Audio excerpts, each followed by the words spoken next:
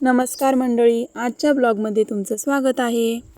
आता गावाकडे आलं की उन्हाळा, पावसाळा, हिवाळा हे सगळे ऋतू कसे जवळून अनुभवायला येतात। कसं तर सांगते, आता उन्हाळा चालू आहे आणि उन्हाळ्यामध्ये ऊन अगदी दारातच येतं बघा, आणि आपली सगळी कामे बाहेरच असतात, त्यामुळे ऊन लागणार म्हणूनच। आणि इकडे सकाळच्या जेवणामध्ये बनवायची होती पनीरची भाजी, तर त्यासाठी मी 3-4 कांदे, 3-4 टोमॅटो बारीक करून घेतले होते।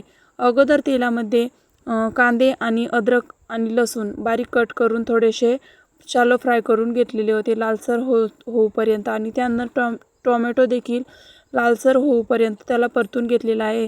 एकीकडे पोळ्या देखील बनवायचं चालू होतं आणि इकडे पनीर भाजी बनवलेली आहे। त्यामध्ये थोडेसे बेसिक मसाले ॲड केलेले आहे, अंबारी मसाला आणि थोडासा पनीर भाजी मसाला देखील टाकलेला आहे।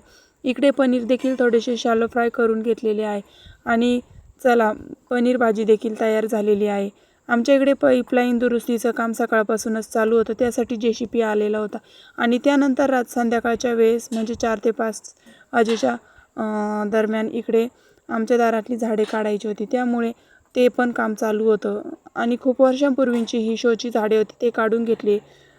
त्यानंतर आंब्याच्या झाडाच्या फांद्या देखील काढलेल्या होत्या आणि आता यावेळेस आंब्याला खूपच बार आलेला होता आणि त्यामुळे कैऱ्या आणि आंबे पण खूपच होतात बघा, आणि ते देखील खूपच पडलेले होते। आम्ही ते वेचून घेतले आणि त्याच फांद्यांना इकडे मोहोळ होतं आणि ते आमच्या शेजारच्या काकांनी ते मोहोळ देखील काढून घेतलेलं आहे। त्याला खूपच सारा मध होता आणि शिवांशने तो टेस्ट केलेला खूप छान होता। चला, व्हिडिओ